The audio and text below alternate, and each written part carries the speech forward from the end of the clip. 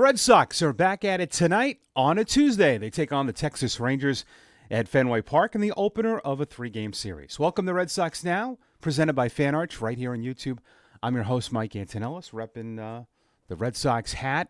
You cannot smash, thanks to Ben DeCastro. Thank you, Ben, for the comment yesterday. Kidding. We want you to subscribe, like, and comment on the channel so we can help it grow and bring you bigger and better things. Pretty cool tonight in the pitching matchup because you have Lucas Giolito not making his Fenway debut. He's pitched there in the past, but his Fenway debut as a Red Sox.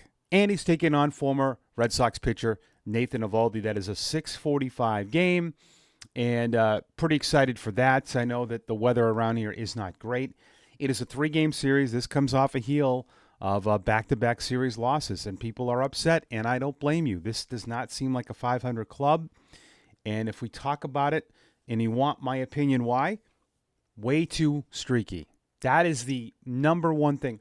I don't want I'm hearing a lot of the Red Sox don't know how to win one-run games because of their that's all hocus pocus stuff. I can't see that.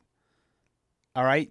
And I don't know every one-run loss. They could have been trailing in some of those games, and I know recently they've blown a lot of those games, but I don't think it's they don't know how to win. Come on. They look so good in some games that they won when the bullpen was executing. So to say like guys don't know how to win and that's fodder or whatever. It doesn't make any sense. It doesn't correlate to anything. You can't see it. I just think they are way too streaky. That's something you can see. Offensively, you have guys here and then guys way down. There has to be a little bit more in the middle. When Story, Bregman, Duran, and Devers, when those guys are doing well, you're winning. You can't have your guys struggle like they do. Devers has been in a good run now, but before he's up here now, but he's been down here. Story has been way up, and he's way down. Bregman is like this. Duran's been pretty much consistent. Abreu's way up and down. That's the big issue with the club. I think with a lot of the bullpen, it's been really hit and miss, right? Whitlock and Slayton went really great, and then all of a sudden they have struggled. But that's something it's perfect as we transition to that. I'm not worried about those guys one bit. And when people ask me questions about guys, well, why wouldn't you be worried about them? The stuff. All right? And I look at it like this. If I were to ask the other teams about those guys, if you lose trust in players, then you're telling me that you don't want those players anymore, right? I mean, or am I being too dramatic? Probably too dramatic. But I have seen people say that they want those guys out. So if you're saying that, then you don't think those guys are good enough. And there isn't going to be anybody in the American League or National League that is going to say they're comfortable facing those two guys late. And Chapman, by the way, who has been terrific. But they have been very inconsistent lately. That is streaky, right? I mean, the last couple outings for those guys have not been good, but I'm not worried. I think the stuff is still way off the charts for me to worry about Whitlock and Slayton. I just think it's too good, and that is something I'm not worried about. The other positions, yes. We are continuing with the first base nonsense too, guys. Please, gals, stop. Stop. Christian Campbell, are we serious? Do you understand if you move someone to first base, which is okay if you want to do that.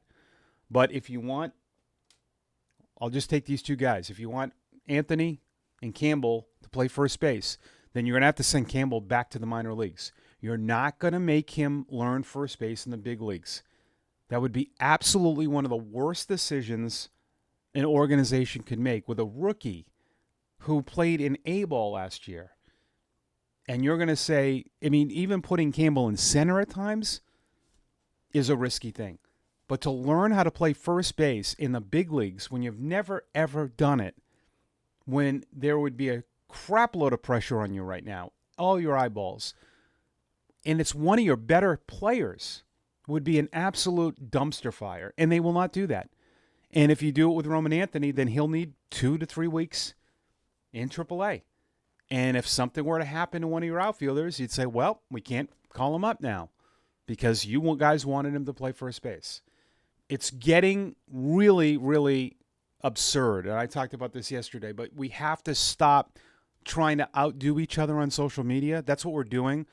Oh, I get an idea. Oh, I get an idea. And it's just getting absurd. Enough with the first base stuff. They'll figure it out. Like I said, maybe Romy Gonzalez is the answer. You guys want Anthony Rizzo? You're going to need 3 to 4 weeks for him too. If you think that he is just going to hop in here if he signs and plays, no way. He is going to play. He hasn't played.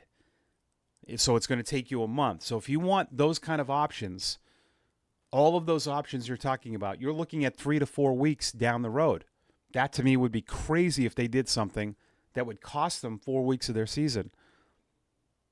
I would want Anthony and Meyer up there as soon as they can, but not at the expense of a position that they can't play. So let's calm down. All right, I'm calm.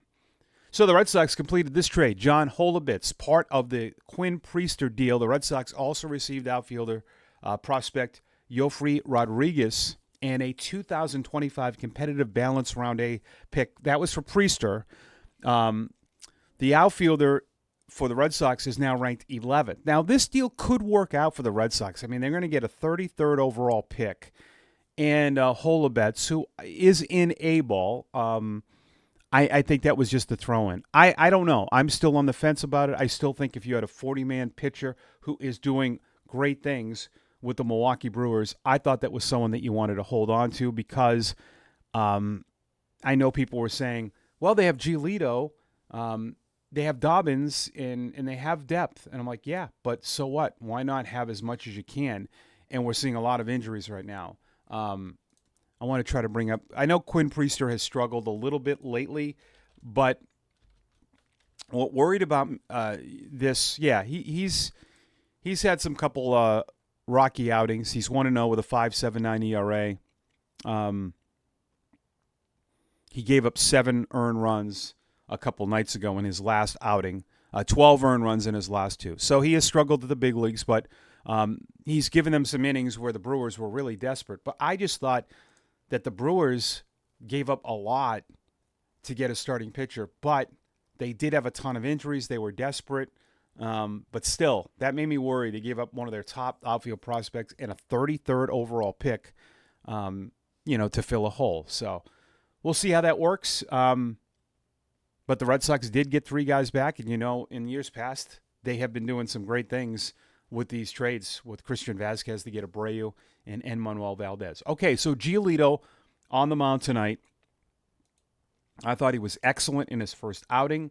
I don't really know if he ran out of gas in that last inning. He got beat on his changeup. I thought his fastball in that Toronto game was excellent. So this is big. The Red Sox right now, we are turning that corner, and I've talked about this in the last couple of episodes. We are getting to that 25% of the season. 41 games in will be a quarter of the season, and it will be okay to make strong evaluations of the club. But I think 18 through 36 is very disappointing, considering you have a really good lockdown end of your bullpen, and I still think you have really good starting pitching. One of the bugaboos, again, that has to change at some point here is I still don't like their pitch selection. I still think they're getting away from fastballs. I am seeing more breaking balls. The other day, the Ryan Jeffers 2-run hit was on a meatball sweeper that Whitlock throws. That's not his best pitch. Guys are not getting beat on their best pitch, and they lead the major leagues in errors. They are the worst defensive club in Major League Baseball. They are last in fielding percentage, last in errors. Those are things that cannot continue.